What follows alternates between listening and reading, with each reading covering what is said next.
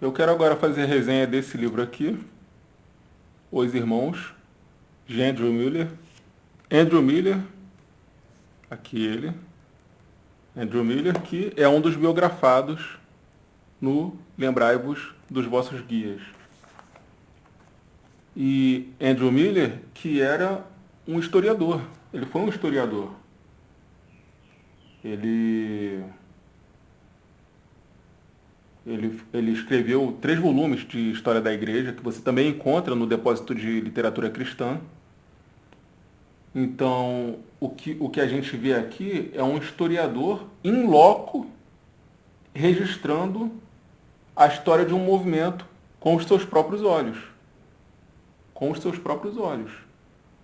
Isso é muito interessante, né? E é um privilégio você ter um historiador in loco registrando a história de algo que só pela fé você podia entender que se tornaria histórico, se tornaria de fato um movimento histórico, algo que teria um impacto, um grande impacto dentro do cristianismo. Sim, porque independente de qualquer coisa, tá? Da sua denominação, dos seus posicionamentos teológicos, esse material aqui vale pelo seu aspecto histórico, independente de qualquer coisa. Os relatos são fascinantes, são extremamente inspiradores, você aprende também, mas independente de qualquer coisa, o que você tem aqui é um material de história cristã. História cristã. Ah,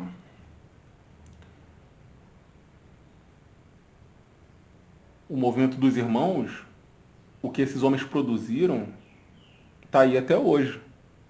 No último vídeo eu falei, por exemplo, sobre a questão o flerte que eles tiveram com a crítica textual e com o texto crítico. Se por um lado eles produziram uma Bíblia TC, uma Bíblia alexandrina, antes mesmo de Westcott Hort, do texto grego de Westcott Hort, se por um lado eles flertaram com o texto crítico, por outro, a teologia produzida por eles, redescoberta por eles, o reavivamento promovido por eles, hoje você encontra majoritariamente entre os Bible Believers, entre o movimento King James Only, que é basicamente são os maiores defensores do texto recebido desta geração, atualmente. Então, a maior resistência contra o modernismo, contra a crítica textual hoje no mundo, e já há muitas décadas, é o movimento, é o fundamentalista, basicamente é o fundamentalismo batista norte-americano, né, os Bible Believers. E a teologia deles, a teologia desses caras, ela bebe muito aqui dessa fonte. Porque você tem um pré-milenismo dispensacionalista, você tem uma soteriologia que não é nem arminiana e nem calvinista, é bíblica simplesmente. E isso abrange um leque de pequenas doutrinas, de pequenas ideias, conceitos, mas tudo por influência desses caras. Darby, Darby que foi o maior nome dentre eles, né, o que mais se notabilizou, não foi um dos fundadores do movimento, ok, mas foi o que mais se notabilizou, é tido até hoje pelos inimigos do dispensacionalismo, do pré-tribulacionismo, como o criador do dispensacionalismo, né? Tamanho é o renome de Darby. Darby se notabilizou tanto dentro do movimento, dentro do grupo, inclusive nesse livro aqui, são 26 biografias. Darby é meio que onipresente na obra. Ele é meio que onipresente. Em quase todas as biografias ele é citado. Ele é citado, e não é à toa. Né? Ele era além de influenciar bastante todo o movimento com seus escritos, com seus sermões, com seus livros, né? Ele era itinerante, ele estava para lá e para cá o tempo inteiro. Então ele é muito citado na obra. E então o renome dele chegou ao ponto dos inimigos do dispensacionalismo acusarem Darby de ser um criador do dispensacionalismo, né? Que ignorância maior não poderia haver. Enfim. Então você tem um excelente material aqui de pesquisa histórica, independente de qualquer coisa. Esse aqui é praticamente um livro de bolso, né? Só comparar o tamanho, praticamente um livro de bolso, ambos fininhos, mas que se complementam. Então você tem um livrão, você tem um baita de um livro aqui sobre a história do movimento dos irmãos. Se você puder adquirir os dois, né? Se puder adquirir ambos. Você tem um material completo aqui de pesquisa. Mas enfim, eu vou falar sobre esse aqui agora, Os Irmãos.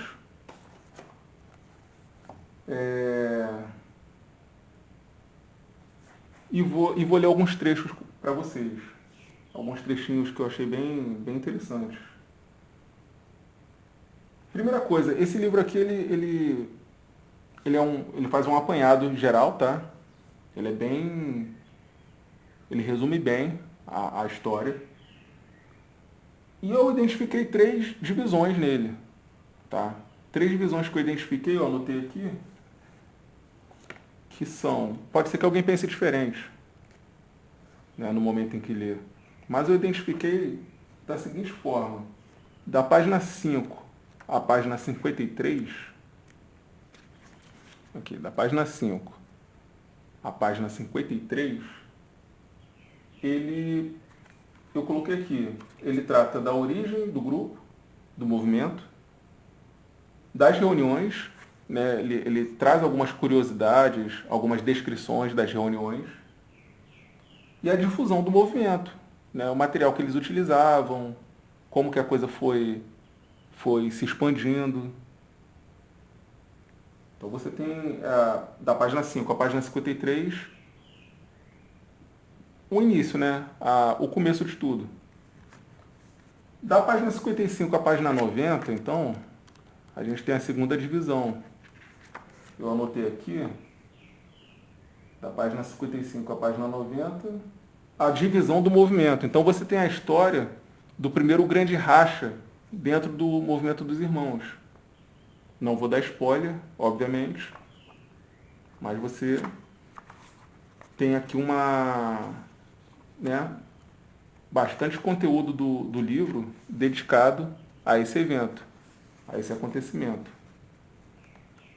E da página 91 em diante, mais precisamente da página 91 até a página 172, que é a divisão mais robusta,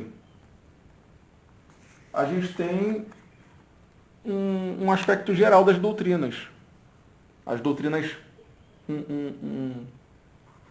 uma pincelada, né? Uma pincelada geral nas doutrinas do grupo, do movimento. As principais, né?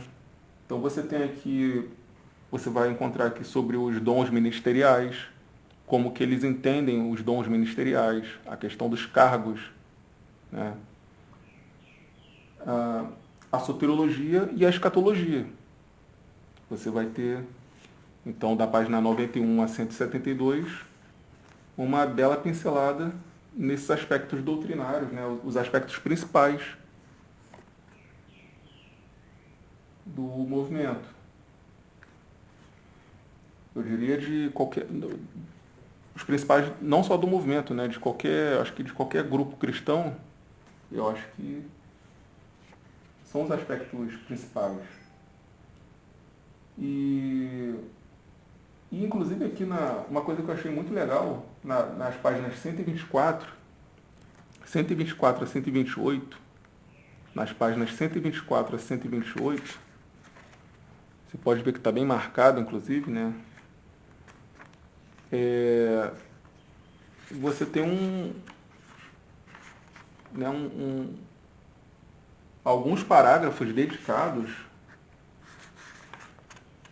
Na verdade, é um parágrafo único, um belo de um parágrafo de 4 páginas, dedicado à doutrina do sangue, a questão do sangue, né? A doutrina esquecida, como alguns dizem, que você não escuta mais falar muito, né? As igrejas enfatizarem muito, frisarem muito a questão do sangue de Jesus, do poder que há no sangue de Jesus, tanto na questão soterológica quanto na vida espiritual. Vivemos dias em que os cristãos estão muito sofisticados, né? Muito sofisticados. São homens muito modernos para lidarem com algo tão bárbaro, né? Tão selvagem, falar de sangue. Então é uma doutrina que ela anda meio que esquecida, e ele dedica aqui 4 páginas falando sobre a questão da expiação. Muito legal. E agora eu vou ler alguns trechinhos com vocês. Vamos aqui na introdução, logo de cara, só para vocês sentirem a pegada, né? Para vocês terem uma noção até do vocabulário, do texto em si. Vamos lá, página 5. Um pouquinho da introdução. Quando você estuda a história da igreja, é sempre reconfortante poder seguir com alguma medida de certeza o fio prateado da graça e o operar do Espírito de Deus na vida daqueles que se destacaram nesses assuntos. Isso foi um raro privilégio durante a longa e escura noite da Idade Média, mas com o alvorecer da Reforma, a obra do Espírito Santo se tornou espetacularmente manifesta. A palavra de Deus foi reconhecida como a única autoridade nas questões da fé e da salvação, e a grande doutrina cristã da justificação apenas pela fé passou a ser o fundamento e a pedra angular da Reforma no século XVI. Por meio dessa verdade, o poder do papado foi subvertido e as nações europeias ficaram livres da tirania dele. Isso aqui merece ser repetido, né? Por meio dessa verdade, o poder do papado foi subvertido e as nações europeias ficaram livres da tirania dele. Todo cristão fiel que tenha estudado a grande revolução desse período certamente não deixará de agradecer a Deus pela poderosa obra realizada por sua graça, mediante a fé e a persistência dos reformadores. Devemos sempre honrar com gratidão e admiração aquelas fiéis testemunhas que trabalharam para espalhar a luz pura do Evangelho em oposição às trevas da superstição papal, à infidelidade e à imoralidade, cuja base era o poder da espada imperial que conduzia à prisão e à morte. Só um parêntese aqui. Perceba, tá, que em momento algum essas obras manifestam esse sentimento que você vê muito no desigrejado moderno, de tem que acabar com todo o cristianismo é falso, é tudo uma grande mentira, é tudo do capeta, né? A igreja que está aí há 2000 anos nada presta, o cristianismo começa agora comigo, com os meus amiguinhos e com o meu guru do YouTube. Você vê muito isso, né? Esse movimento meio que laicista no desigrejado moderno. Não. Passado, o pessoal se reúne em templo, então tá tudo errado, é tudo do capeta. Todo mundo se reúne em templo, tudo errado, tudo do capeta. É agora, o cristianismo começa agora. Comigo, com o meu guru da internet, com os meus coleguinhas que pensam exatamente como eu. Você não tem isso aqui. Era um movimento rompedor, né? Ele estava provocando uma ruptura, de certa forma, restauracionista, estava querendo restaurar o cristianismo primitivo, pelo menos em grande parte, né, o cristianismo neotestamentário, visto lá na igreja de Atos. E ainda assim ele reconhece o valor da reforma protestante. reconhece o valor da reforma protestante. E muitos desses homens aqui, obviamente, sabiam que a igreja não parou durante o auge da Igreja Católica. Né? O cristianismo não acabou e voltou depois na reforma. Houve muitos movimentos, muitos grupos cristãos espalhados por aí. Né? A gente chama de anabatistas primitivos, os primeiros anabatistas. Donatistas, né? Os albigenses, paulicianos. Então esses grupos estavam por aí. Esses homens é que sabiam. Com certeza sabiam disso, tinham essa noção. E mesmo assim, reconheciam totalmente o valor da reforma protestante. Você não precisa reconhecer a reforma protestante teologicamente, se você não quiser. Ou você até pode olhar com certo carinho para alguns pontos teológicos. Ou pode fazer como eu.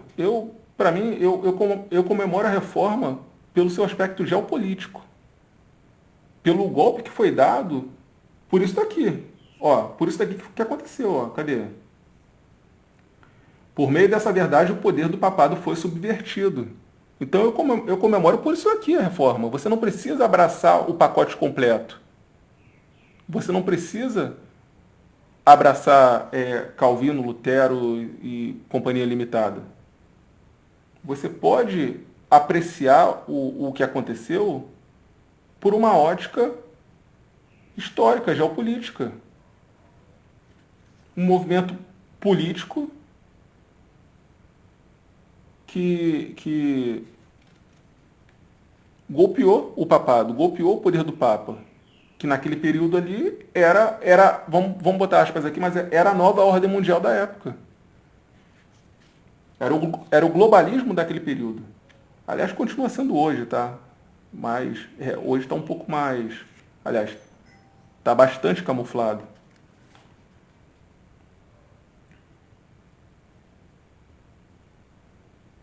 O despertar e a agitação das mentes foram tão generalizadas e tudo isso em direção à verdade e santidade que até os mais incrédulos têm de reconhecer que tal reforma só pôde ter tido sua origem em causas sobre-humanas e poderosamente eficazes. Outro trechinho aqui na página 7. Página 7. Ali. Vamos lá. A reforma do século XIX. Então agora ele chama isso aqui de reforma do século XIX, o movimento dos irmãos. É uma segunda reforma. E de fato foi uma reforma do século XIX. Devemos agora observar uma obra muito especial do Espírito de Deus que ocorreu na primeira parte do século XIX e nas Ilhas Britânicas. Agradou a Deus, nas riquezas de sua graça, naquele tempo, despertar nas mentes de muitos e em diferentes partes do país um ardente desejo de se estudar as Escrituras Sagradas. Por esse meio, muitos de seus filhos foram levados a uma nova indagação das palavras desta profecia, Apocalipse 1:3. Enquanto outros foram conscientizados da importância e das bênçãos reveladas na Bíblia sobre a Igreja, o corpo de Cristo. Isto era algo totalmente novo para a cristandade daquele tempo. Ouvir falar da Igreja como sendo o corpo de Cristo, habitado e governado pelo Espírito Santo, corpo esse do qual ele é a cabeça glorificada nos céus. Seria difícil encontrar na teologia dos pais e dos escolásticos, dos reformadores ou dos puritanos, a doutrina da Igreja como a noiva eleita de Cristo, separada do mundo para esperar o seu retorno do céu como a única esperança dela e conhecendo a presença constante do Espírito Santo como a única fonte de poder e gozo dela. Desde o final do primeiro século até o começo do século XIX, parece que nenhum escritor teólogo tenha mostrado essas preciosas verdades à Igreja. Inclusive, o evangelho simples que estava tão encoberto e misturado com sentimentos e atos humanos que quase ninguém esperava ter neste mundo a certeza da salvação.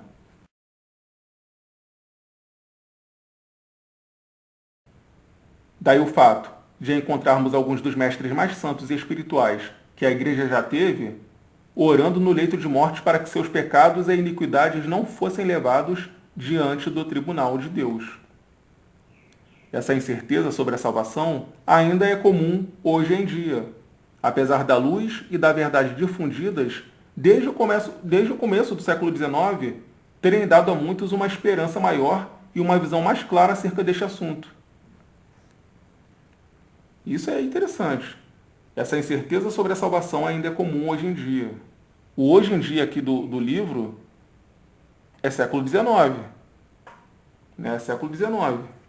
Ou talvez começo do século XX. Primeira metade do século XX. Enfim.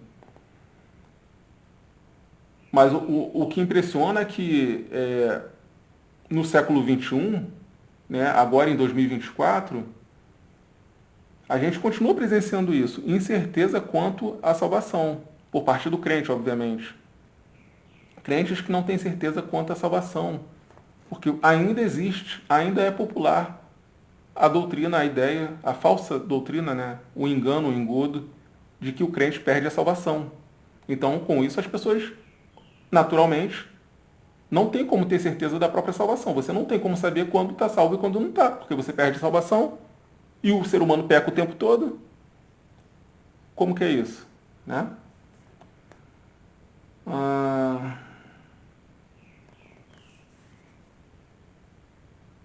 Um outro trechinho aqui, cadê? Página 9. Página 9.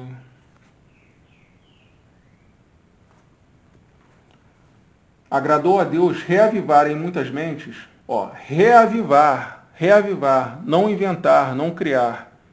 Reavivar em muitas mentes, nos primeiros 25 anos do século XIX, um profundo interesse pela volta de Israel à sua terra e a consequente restauração da glória do reino do Messias. E a consequente restauração da glória do reino do Messias.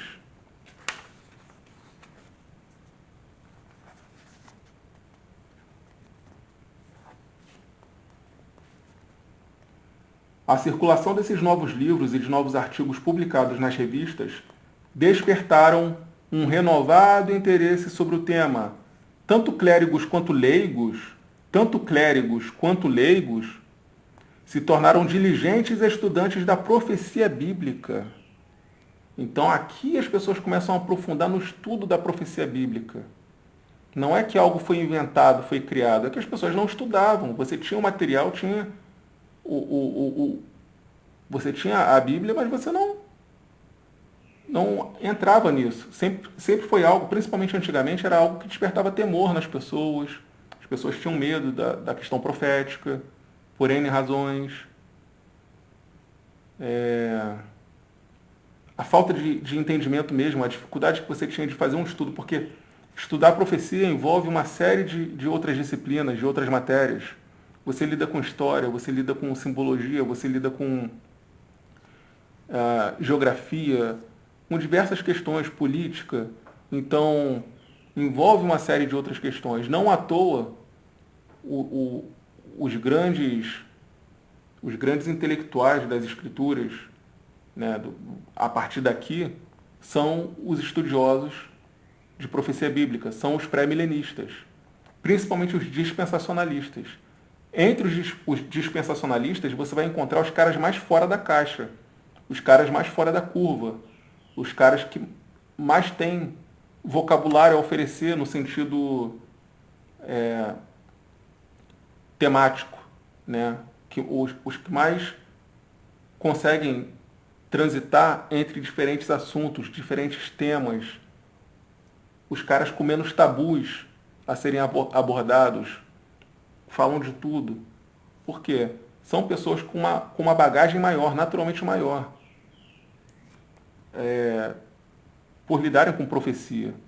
Então você tem um crescimento espiritual consequentemente maior, um crescimento espiritual, intelectual maior, quando você lida com profecia bíblica. e sob um viés pré-milenista dispensacionalista. Então isso começa a acontecer aqui, entendeu? Não é que foi inventado. As pessoas começaram a dedicar mais atenção à questão aqui. Você, com a invenção da imprensa, e, enfim, com todo o desenvolvimento que vem a seguir, você tem como estudar melhor a profecia bíblica, né? As pessoas vão perdendo o medo, e aí, pelo contrário, o medo é substituído por um fascínio, porque é fascinante você estudar escatologia e tudo mais.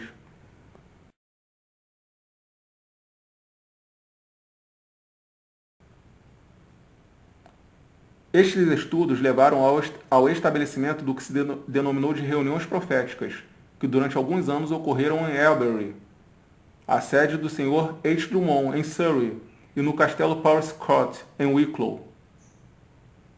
No início, tanto clérigos quanto leigos compareciam a essas reuniões. Após algum tempo, pelo menos na Irlanda, elas passaram a ser frequentadas principalmente pelos irmãos.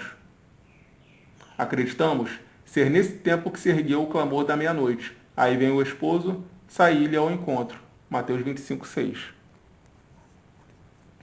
Quando você frequenta uma igreja que não trabalha o ensino profético, a questão profética de uma forma profética, né? De uma forma profética, não dizendo que é coisa do passado, quando você encontra uma igreja que aprofunda, tudo se torna mais interessante, né? O estudo bíblico ganha um novo brilho, né? Porque aí ele fica completo. Você sente que está faltando alguma coisa quando você está ali aprendendo de alguém que não acredita no ensino profético, que não é dispensacionalista, que não é sequer pré-milenista. Você está estudando, você está se alimentando das escrituras, ok, você está crescendo espiritualmente, mas você sente que está faltando alguma coisa. É como se fosse uma pessoa que malha um braço só. Você malha um braço só, você vai ficar um gigante de um lado do corpo. Um braço. E o outro braço fininho. É basicamente isso. Então, bom, era isso que eu tinha a dizer. Tá? Fica a indicação. Os Irmãos, Sua História e as Verdades que Professam. Depósito de Literatura Cristã. Link na descrição. E vamos para a próxima resenha.